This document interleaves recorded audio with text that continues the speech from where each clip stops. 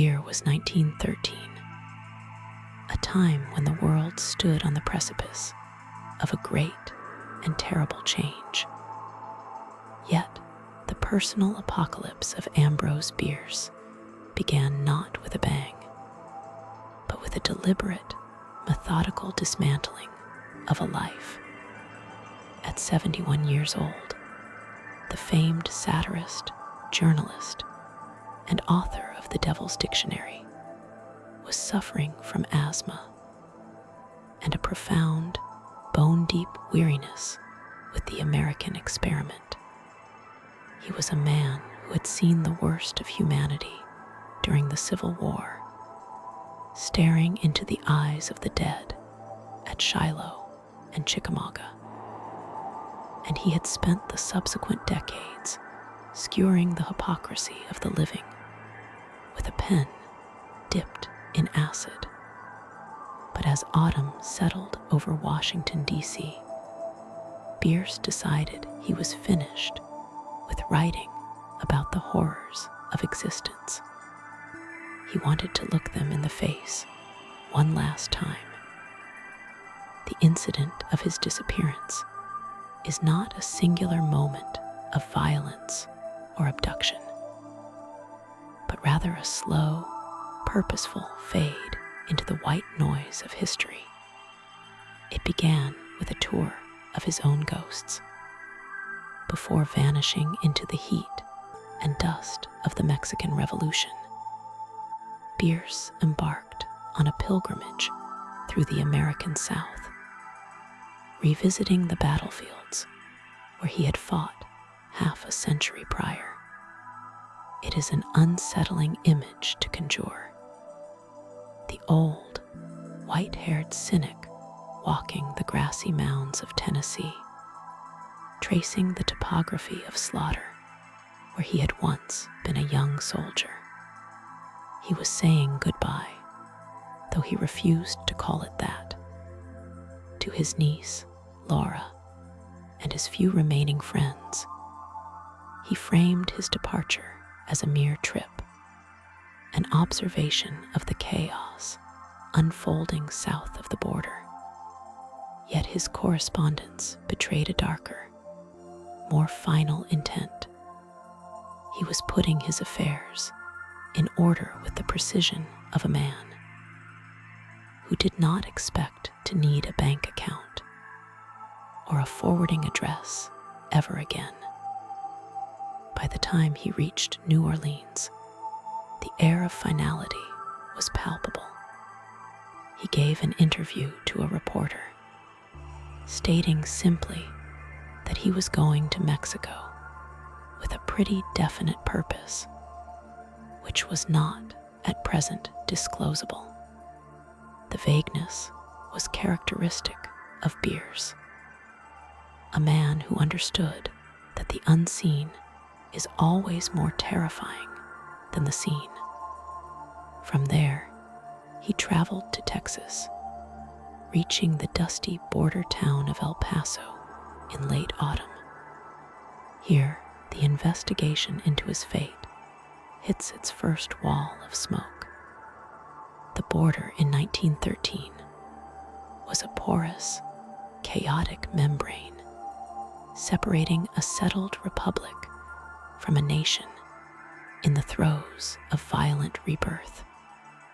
Pancho Villa and his revolutionaries were tearing through the north of Mexico, and the region was a magnet for mercenaries, idealists, and those seeking to disappear.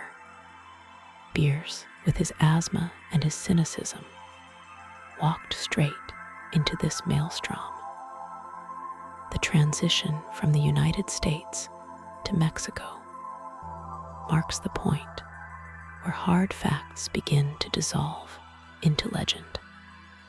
We know he crossed the border. We know he made contact with the revolutionary forces. But the specific timeline becomes fragmented, pieced together by letters that arrived with decreasing frequency, carried by erratic trains and unpredictable couriers. In Ciudad Juarez, he witnessed the aftermath of battle, describing the streets as unsettled and the atmosphere as electric, with the promise of violence. He was not merely an observer. He was seeking a specific kind of exit. In a letter to his niece, he wrote what might be his most famous and chilling epitaph, declaring that being a gringo in Mexico was a form of euthanasia. He envisioned a death by firing squad against a Mexican stone wall as the perfect way to go.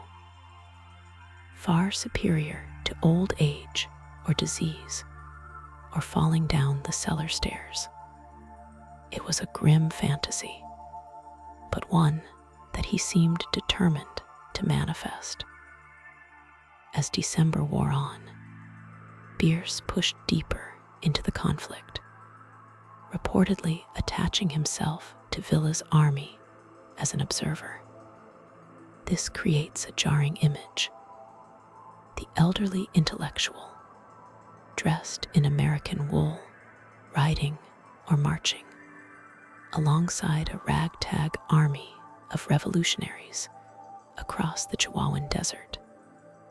Witnesses, or those claiming to be witnesses, years later described an old gringo who complained about the heat, but possessed a stoic, fearless demeanor when the bullets began to fly.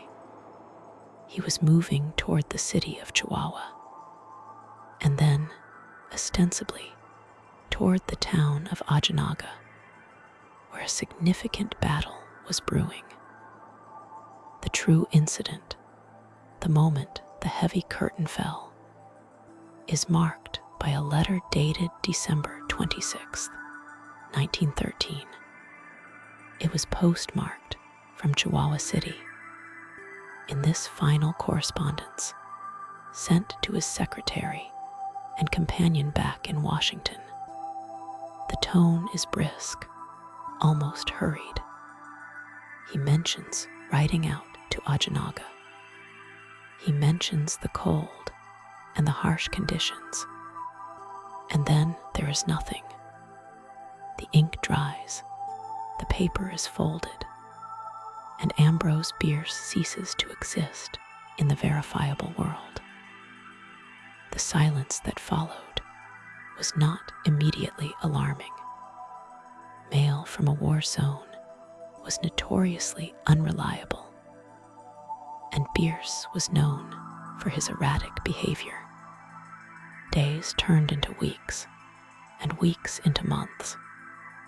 By the time friends and family realized that the silence was permanent, the trail had not just gone cold. It had been obliterated by the shifting sands of war. The incident was no longer about where he was, but about the terrifying void he had left behind. Investigating this period reveals a chaotic tapestry of conflicting reports that muddy the waters of truth. Some accounts suggest he never reached Ojinaga. Others claim he did, and died in the battle that took place there in early January 1914. One persistent story, told by a Mexican officer decades later, details an old American who was shot for criticizing Villa's strategy. His body buried in an unmarked grave by the roadside. Another theory suggests he grew too sick to ride and was left in a village to die of pneumonia. His identity unknown to the locals who buried him. There are even whispers, stranger still, that he never died in Mexico at all, but rather used the chaos of the revolution as a smokescreen to commit suicide in the Grand Canyon, or to live out his days in anonymity in South America. However, the most plausible and unsettling version of the incident centers on the Battle of Ojinaga. If he was indeed with the Revolutionary Column as they assaulted the federal troops, he would have been caught in a meat grinder of artillery and machine gun fire. The desert around Ojinaga is unforgiving, a landscape of scrub brush and dust that swallows secrets. If an old man fell there, amidst thousands of other bodies, there would be no one to document it. He carried no dog tags, no identification that would mean anything to a looting soldier. He would simply be another heap of clothing in the dirt. The investigation into his disappearance forces us to confront the uncomfortable reality of the fog of war. In 1913, there were no satellites, no digital footprints, no forensic teams sweeping the desert. A man could simply step off the edge of the map. The United States government eventually launched an inquiry, sending agents to scour the border towns and question Villa's officers. But they found only rumors and dead ends. The desert guards its secrets jealously. What makes the incident of Bierce's disappearance so haunting is the literary symmetry of it. This was the man who wrote an occurrence at Owl Creek Bridge, a story about the fluidity of time and the subjective nature of death. He wrote narratives where people vanished into thin air, where the boundary between the living and the dead was permeable. By walking into the Mexican Revolution and vanishing without a trace, he effectively wrote himself into one of his own stories. He denied the world the satisfaction of a funeral, a grave, or a definitive conclusion.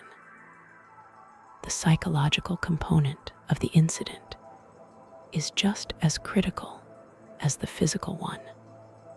Bierce was not fleeing justice or debt. He was fleeing the stagnation of a peaceful death. He sought the sublime terror of the unknown. As the year 1914 dawned, and the Great War began to consume Europe, the disappearance of one old writer in Mexico became a footnote in a global catastrophe. Yet, in the silence of the Chihuahuan desert, the mystery persisted. We are left with the image of the man in the final days of 1913. Imagine him sitting in a makeshift camp, the smell of wood smoke and unwashed bodies in the air. He is writing that final letter, his hand steady despite his age. He seals the envelope. He looks out at the horizon, where the sun is setting over a foreign land, painting the sky in violent shades of red and orange. He knows he is walking toward the end. He stands up, dusts off his coat, and steps out of the light of the campfire and into the darkness. That step is the incident. Everything that follows is merely silence and speculation. A century-long echo of a man who decided to become a mystery. The desert took him, and in doing so, it granted him the immortality he claimed to despise, but perhaps, in the end, secretly craved. The investigation hits a wall of silence here, a silence as vast and indifferent as the Mexican sky under which Ambrose Bierce dissolved. To understand the disappearance of Ambrose Bierce, one must first confront the deliberate nature of his erasure. This was not a man who stumbled into oblivion. He walked toward it with a map in his hand and a sneer on his lips. By 1913, Bierce was 71 years old, a veteran of the Civil War, and perhaps the most cynical literary voice in America. He was known as Bitter Bierce, a man who defined a dictionary as a malevolent literary device for cramping the growth of a language and making it hard and inelastic.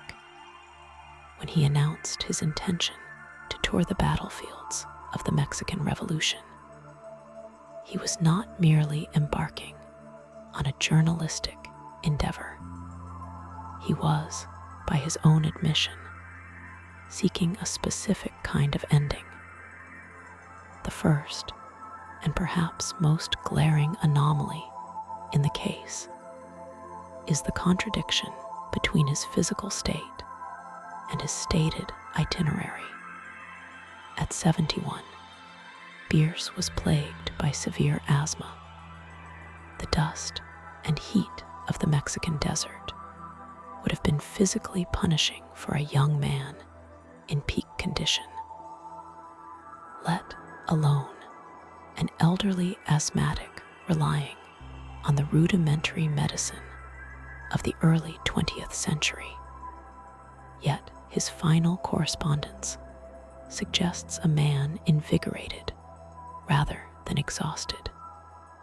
In a letter to his niece, Laura, dated October 1st, 1913, he wrote with a grim sort of whimsy about the prospect of dying. He famously declared that to be a gringo in Mexico was a form of euthanasia. This specific word choice is critical. It implies agency. It suggests that the chaos of the revolution was not a hazard to be avoided, but a mechanism to be utilized. However, once he crossed the border, the paper trail fractured into a kaleidoscope of conflicting narratives. The official story is that he joined the army of Pancho Villa as an observer. We have a letter postmarked from Chihuahua City on December 26, 1913. In it, he claims to have ridden 4 miles to witness a battle, describing the carnage with his typical detached precision. He mentions shivering in the cold and the wretched condition of the troops.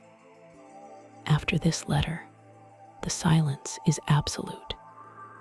There is no body, no death certificate, and no reliable witness testimony.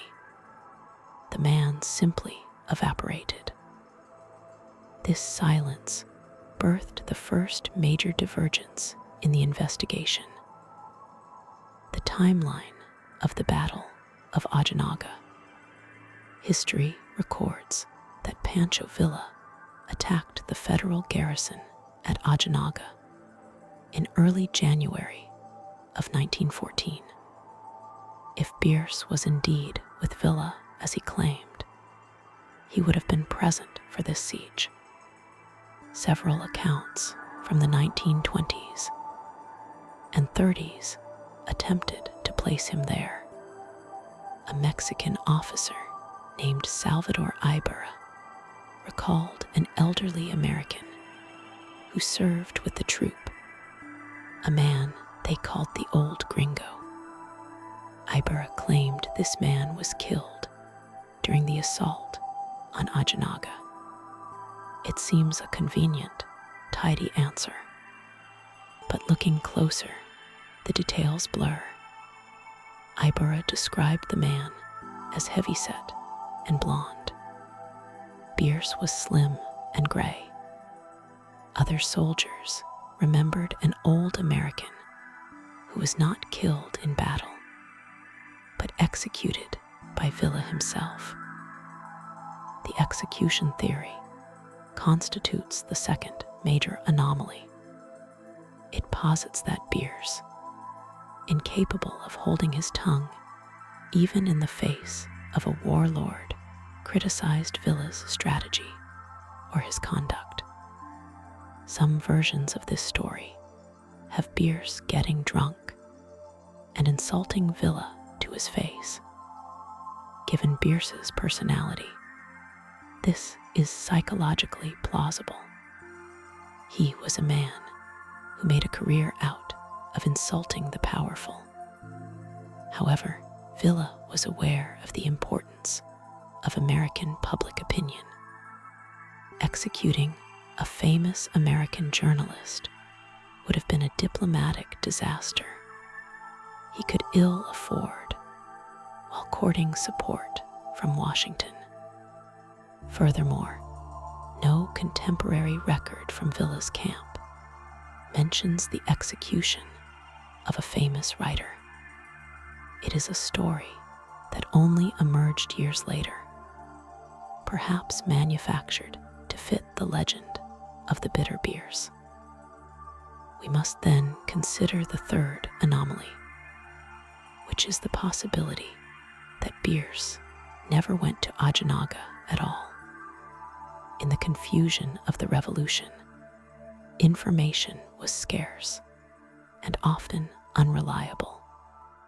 A rival theory suggests that Bierce detached himself from Villa's army before the battle and headed toward the Sierra Majada. Decades later, a priest in that region reported hearing confessions from locals who spoke of a gringo who had been shot by Federals and buried in the local cemetery. This theory gained traction when investigators found a grave in Sierra Majada marked with a wooden cross that bore a resemblance to descriptions of Bierce. However, exhumations and attempts to verify the remains were inconclusive. The desert consumes evidence as effectively as it consumes moisture. The most unsettling anomaly, however, lies not in Mexico, but back in the United States. There is a persistent, quiet undercurrent of testimony suggesting Bierce never left the country or that he returned secretly. Some investigators have pointed to the Grand Canyon. Before heading south, Bierce visited the canyon and wrote about its overwhelming majesty. A fringe theory suggests that the entire Mexico trip was a ruse, a meticulously crafted cover story for a suicide committed in the vastness of the American West. By telling the world he was going to war, he ensured that his body would never be sought in the ravines of Arizona. He wanted to vanish, and a war zone provided the perfect narrative cover. If he had simply walked into the desert near his home, he would be a tragic old man. By walking into a revolution, he became a myth. The skepticism regarding his presence in Mexico is bolstered by the lack of verified sightings by other American journalists.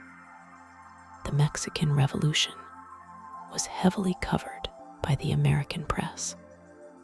Correspondents like John Reed were on the ground. It is strange, bordering on impossible, that a figure as recognizable and celebrated as Ambrose Bierce would not be mentioned in the dispatches of his peers. He was a celebrity in literary circles. If he were writing alongside Villa, other reporters would have noted it. The absence of such corroboration supports the idea that Bierce may have been traveling alone, far from the main press corps, or that he was using a pseudonym, effectively erasing his identity before his life actually ended. Then there is the matter of the crystal skull. While this veers into the realm of the bizarre, it highlights the chaotic nature of the information vacuum left by Bierce. Decades after his disappearance, the explorer F. A. Mitchell Hedges, a man known for tall tales, claimed a connection to Bierce. His adopted daughter asserted that Bierce had been with them on an expedition. While easily debunked by timelines, the fact that such a story could attach itself to the Bierce mystery demonstrates how the void attracts speculation. The anomalies of the Bierce case are magnetic. They pull in fabrications because the truth is so agonizingly absent. We also have to analyze the psychology of the letters themselves. Critics and biographers have noted that Bierce's final letters have a performative quality. He was dramatizing his exit. He wrote of the good, kind darkness. He was setting the stage. This creates a problem for the investigator. How much of the evidence is factual, and how much is part of a fiction Bierce was writing in real time? If the letters were a literary device, a final work of fiction, then using them to track his physical movements is a fool's errand. He might have claimed to be in Chihuahua while sitting in a hotel room in El Paso, waiting for the right moment to disappear on his own terms. The investigation by the United States government was surprisingly lethargic.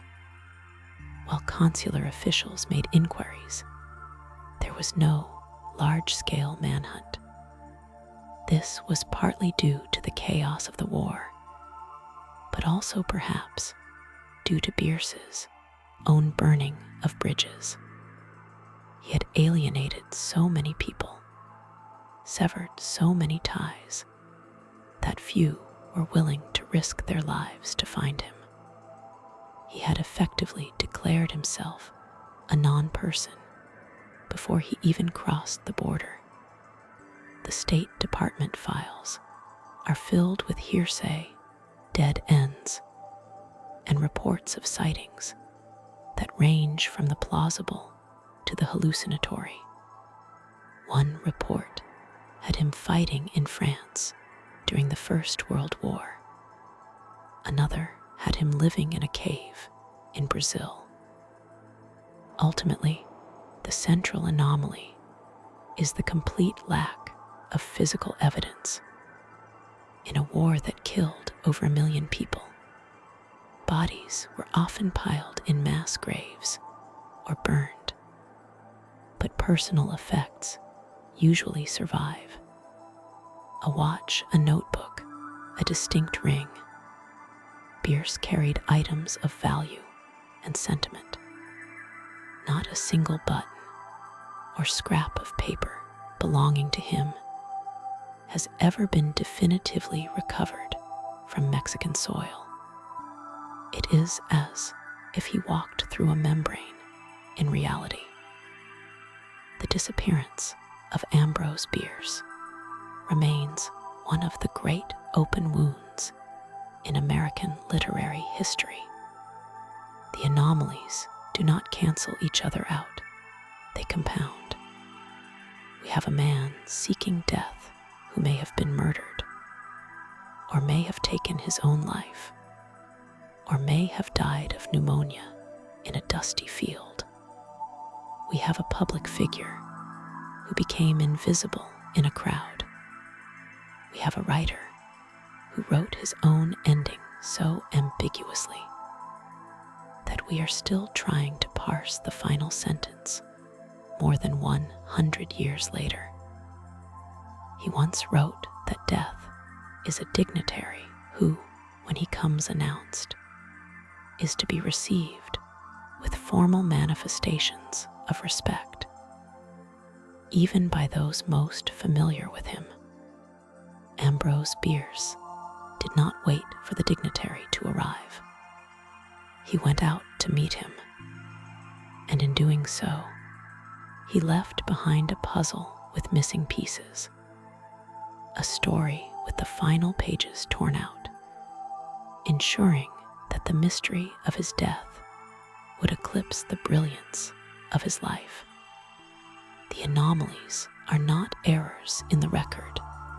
They are the record. They are the dust in the wind, the only testament to the old gringo who rode south and never looked back. The investigation into the fate of Ambrose Bierce does not resemble a straight line connecting a man to his grave. Instead, it looks like a cracked mirror, a spiderweb of fractures that all lead away from the center, terminating in darkness. When we attempt to trace the final steps of the famous satirist, the author of the Devil's Dictionary, we are not following footprints in the sand. We are chasing ghosts across a landscape that was actively trying to destroy history as it happened. This is the nature of the dead ends that have plagued researchers for over a century. To understand the frustration of this search, one must first understand the environment Bierce willingly walked into. In late 1913, Mexico was not merely a foreign country. It was a cauldron of violent revolution. Pancho Villa and his division of the North were tearing through the federal forces, and the chaos was absolute. Record keeping was non-existent. Men died by the thousands, anonymous and unburied, consumed by the desert and the war. Into this maelstrom walked a 71-year-old American writer, plagued by asthma, carrying thousands of dollars in gold, and possessing a tongue sharp enough to cut through steel.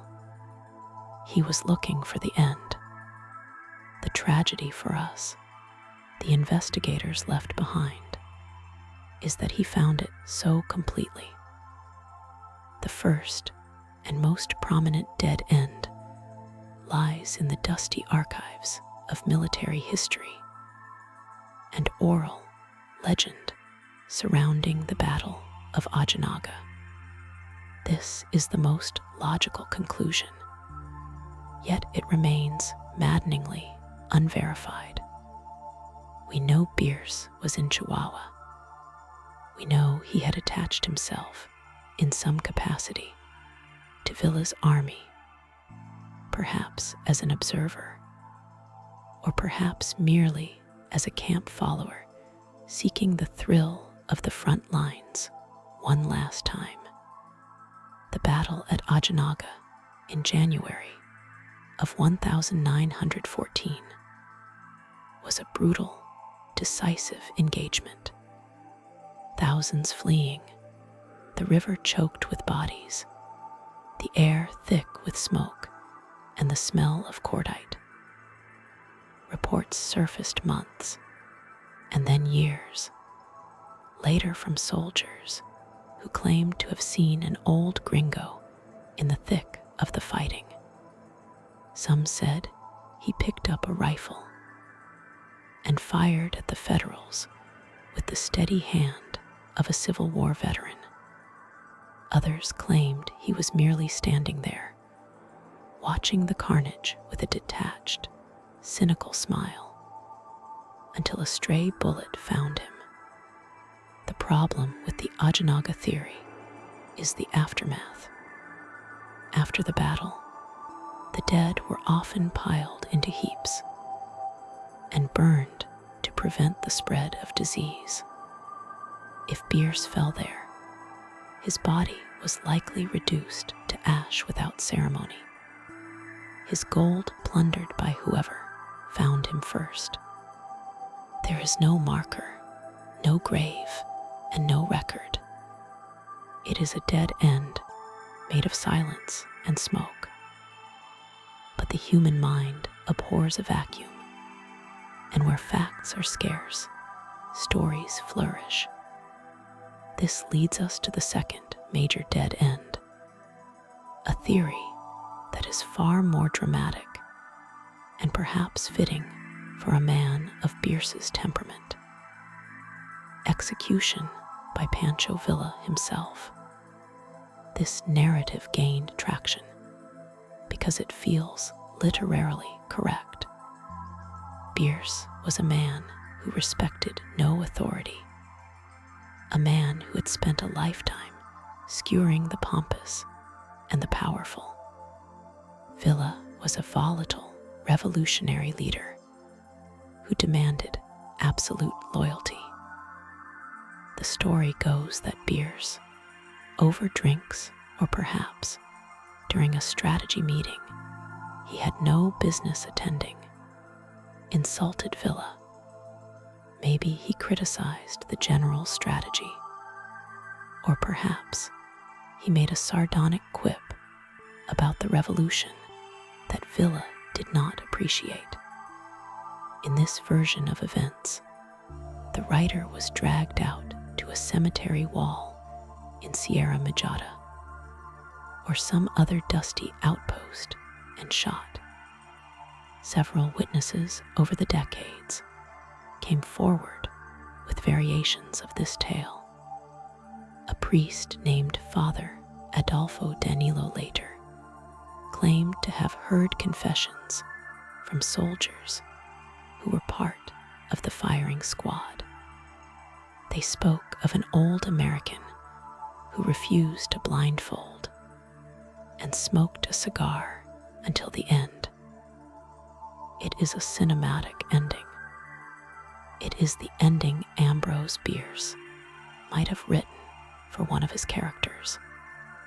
But when investigators dig into the details, the timeline collapses. The dates of the alleged execution often conflict with the dates of Bierce's last known letters. The descriptions of the location vary wildly, and Pancho Villa, despite his brutality, was usually keen on maintaining good relations with the American press. Executing a famous American journalist would have been a diplomatic disaster. He could ill afford at that specific moment. The firing squad theory remains a compelling mirage, shimmering in the heat, but vanishing the moment you try to touch it. Then there is the mystery of the Sierra Majada grave, a lead that seemed, for a brief moment in the late 20th century, to finally solve the riddle. In the 1990s, rumors circulated about a specific grave in the town cemetery of Sierra Majada, a remote mining town in Coahuila. Locals called it the grave of the gringo. It was marked only with a simple stone. Investigators and documentary crews descended upon the town, hopeful that modern forensics could bridge the gap of 80 years. They exhumed the remains. The skeleton was that of a white male, roughly the right height and age. The excitement was palpable.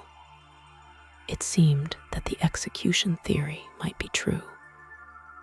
Or perhaps he had died of pneumonia in the town and was buried by sympathetic locals.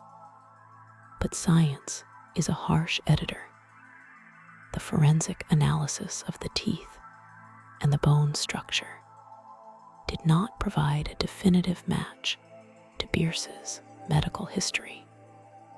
There were discrepancies in the condition of the skeleton that did not align with a man of 71. Furthermore, local records suggested the body might have belonged to a different American prospector or drifter, of which there were many in Mexico at the time. The grave was closed, and the mystery remained open. It was another dead end, this one made of bone and dust. We must also confront the theories that suggest Bierce never died in Mexico at all. These are the most unsettling dead ends because they imply that the entire Mexican adventure was a sleight of hand, a magician's misdirection. One theory posits that Bierce, suffering from depression and illness, used the Mexico trip as a cover. He wrote his dramatic farewell letters, established a narrative of going to war, and then quietly slipped away to the Grand Canyon to commit suicide in solitude. Proponents of this theory point to his fascination with the American West and his desire for a stoic, private death. They argue that a man as intelligent as Bierce would know that vanishing into the revolution was the perfect way to ensure his body was never found, but that the actual act of dying required a quiet dignity the war could not provide. Researchers have scoured the rim of the Grand Canyon, and the records of unidentified bodies found in Arizona during that period. They have found nothing. No gun, no note, no bones that match his description. If he chose the canyon kept his secret. Even more fringe is the theory that he survived. Whispers persisted for years that he had been spotted in South America, or that he had committed himself to an asylum under a false name, living out his days in a padded cell, laughing at the world that was mourning him. These are the dead ends of desperation, born from our inability to accept that a man so loud could become so silent. There is no evidence for these claims, only the faint hope that the story didn't end in the dirt of Chihuahua. The investigation into Ambrose Bierce's disappearance is ultimately a lesson in the fragility of truth. We have his letters, written in late 1913, posted from Chihuahua City. In them, he sounds lucid, tired, but resolved. He writes to his niece, Laura, about the cold, the writing, and the uncertainty. And then the ink runs dry. That is the final, insurmountable wall.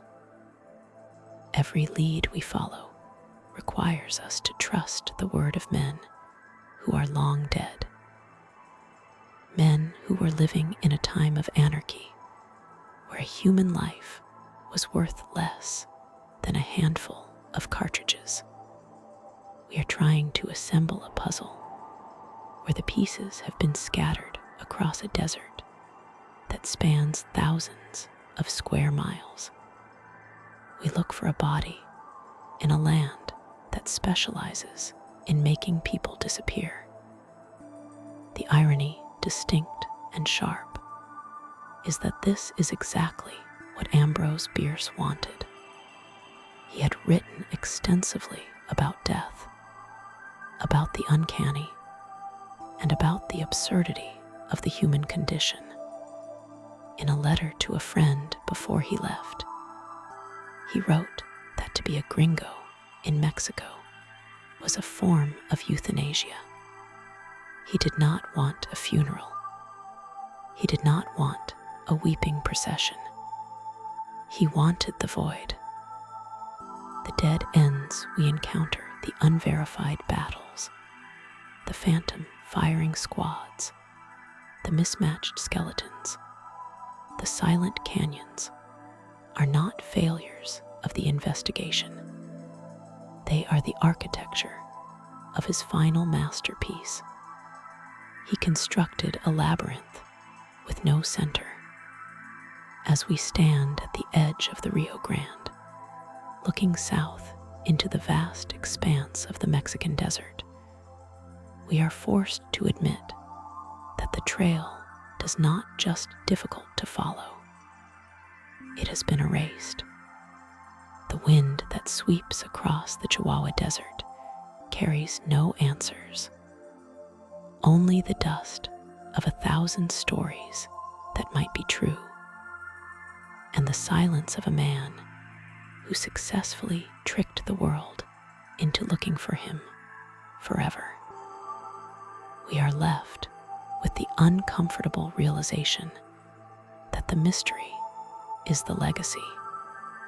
If we found his bones tomorrow, if we found a bullet with his name on it, the legend would collapse into a mere obituary.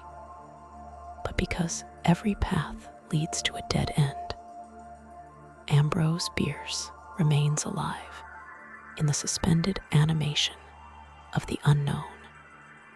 He is perpetually riding into the sunset, perpetually facing the firing squad, and perpetually laughing at us from the shadows. The dead ends are not the stopping point of the story. They are the story. And perhaps, as the sun sets over the Sierra Madre, that is enough. The silence that follows a great noise is often heavier than the noise itself. Ambrose Bierce was, by all accounts, a very loud man, not necessarily in volume, but in the sheer, crushing weight of his intellect, his wit, and his cynicism. He was a man who defined the American literary landscape with a dictionary of the devil and tales of soldiers caught in the amber of their own death throes. And then, in the winter of 1913, that voice simply stopped. It was not a gradual fading away, not the slow decline of an old man in a sanatorium. It was a sudden, violent cut to black. But even in the absence of a body, in the vacuum where a funeral should have been, there remained a frequency, a lingering signal that historians, conspiracy theorists, and literary detectives have been trying to tune into for over a century. To understand the nature of this signal, one must look closely at the transmission source. By the time Bierce crossed the border into Mexico, he was 71 years old. He was an asthmatic veteran of the Civil War who had seen the worst of humanity at Shiloh and Chickamauga. He was tired. In his final letters, those last bursts of data sent back to the United States, there is a distinct tone of someone tidying up a room before leaving it forever. He wrote to his niece, Laura, from Chihuahua City on December 26, 1913. This letter is the Rosetta Stone of his disappearance, the final confirmed coordinate of his life.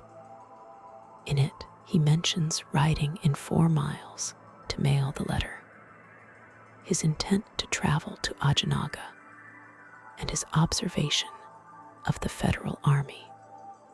But it is the mood, not the geography, that arrests the attention. He speaks of the revolution not as a reporter chasing a scoop, but as a pilgrim seeking a shrine. There is a specific line that has echoed through the decades, a phrase that suggests Bierce was not running toward news, but toward oblivion. He wrote that to be a gringo in Mexico was euthanasia. It is a chilling word choice. Euthanasia implies a mercy killing, a release from suffering. It suggests that Bierce viewed his journey south not as an adventure, but as a complicated method of suicide. He was looking for a wall to stand against, or a stray bullet to catch, somewhere in the dusty, sun-bleached theater of the Mexican Revolution. He wanted the dignity of a violent end, rather than the slow suffocation of old age in a Washington apartment. However, the signal gets distorted the moment we try to pinpoint exactly where that end occurred. The official narrative, or at least the one most commonly accepted by scholars, places Bierce at the Battle of Ojinaga in January of 1914. This was a chaotic, bloody affair where Pancho Villa's forces routed the federal troops. The theory goes that Bierce, ever the observer, was present on the battlefield. Some accounts suggest he was fighting, rifle in hand, caught up in the adrenaline of the charge. Others paint a more somber picture of an old man watching from a ridge, noting the tactics with a critical eye, until the artillery fire swallowed him whole. The problem with the Ojinaga theory is the total lack of physical evidence. After the smoke cleared, hundreds of bodies were piled in the desert sun, burned to prevent the spread of disease. If Bierce fell there, his bones were mingled with the anonymous dead of a foreign war, ash drifting across the Rio Grande. There were no dog tags, no papers found, no American journalist reporting the death of a literary giant. The signal just went dead. But a signal that stops abruptly often leaves a phantom echo. And in the years following 1914, reports began to surface that contradicted the Ojinaga narrative. This is where the investigation turns from historical analysis to something more unsettled, bordering on the folkloric. In the 1920s, an American mining engineer named George Weeks heard stories in the cantinas of Sierra Majada. Locals spoke of an old American who had been captured by federal irregulars, suspected of being a spy for Villa. The story went that this man, defiant to the end, was executed against a cemetery wall. This account offers a grimly cinematic closure that feels almost too perfect for a writer like Bierce. The details provided by the witnesses were oddly specific. They claimed the American refused to blindfold. They claimed he insulted the officer in charge. It sounds like a scene from one of his own stories, a moment of dark bravery in the face of the absurd. Yet, when investigators later exhumed the grave in Sierra Majada that was rumored to hold the American, the remains were inconclusive. The skeleton was of a man, roughly the right age and height, but forensic science of the time could offer no certainty. The signal flared up, promising a resolution, only to dissolve back into static. Then there are the stranger frequencies, the ones that suggest the disappearance was an elaborate stage trick. We must remember that Ambrose Bierce was a master of the twist ending. His most famous story, an occurrence at Owl Creek Bridge, is entirely about the deception of time and the mind in the moment of death. Is it so hard to believe that the man who wrote that story would orchestrate his own vanishing act? Some theories posit that he never went to Ojinaga at all. There were whispers that he diverted his path, traveling instead toward the Grand Canyon, a place he held in high spiritual regard. The idea is that he walked into the canyon and simply found a quiet place to die, far from the noise of war and the prying eyes of the public. In this version of events, the letters from Mexico were a misdirection, a false trail laid by a man who wanted to ensure that no one would ever stand over his grave. This psychological angle is the most unsettling because it forces us to confront the man's deep disillusionment. Bierce was known as Bitter Bierce for a reason. He had lost 2 sons, his wife, and his faith in the American experiment. He saw the world as a cruel joke. If he did indeed stage his disappearance, it was his final satire, a way of proving that truth is impossible to grasp, and that history is just a collection of rumors. By vanishing, he denied the world the satisfaction of defining his end. He became a question mark, an anomaly that refuses to be resolved.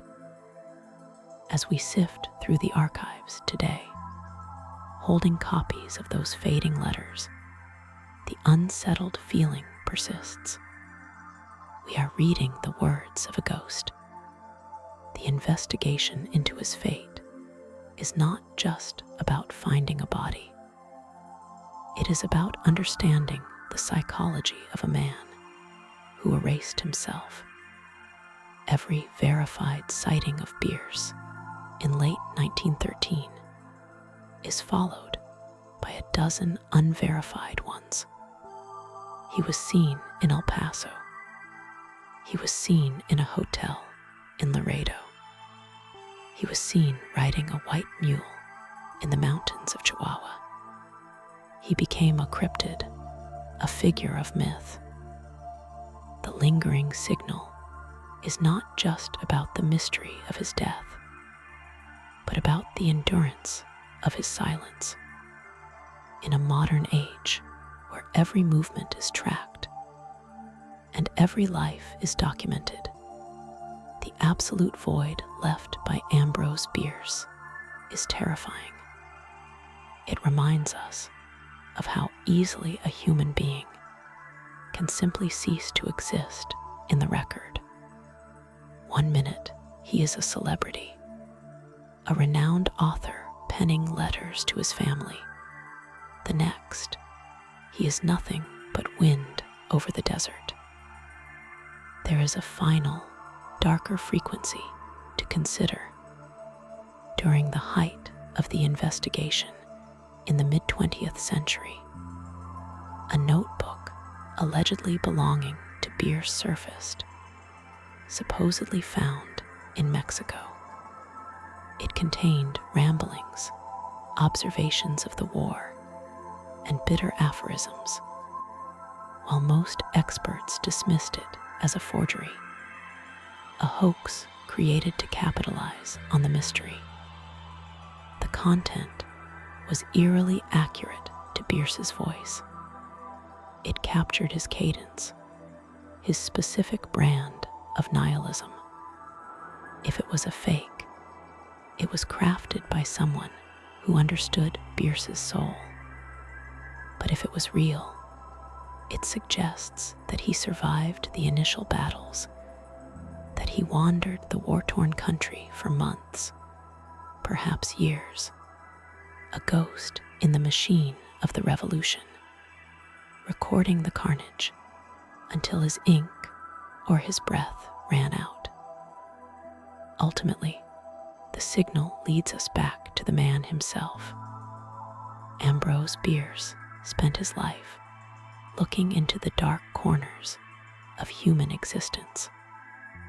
He wrote about fear, about the grotesque, about the absurdity of death.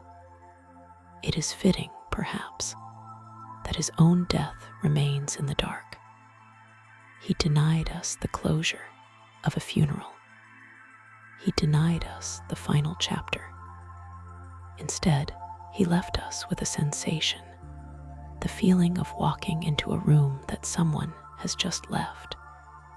The chair still warm, the scent of cigar smoke hanging in the air, but the occupant gone, vanished into a landscape that keeps its secrets.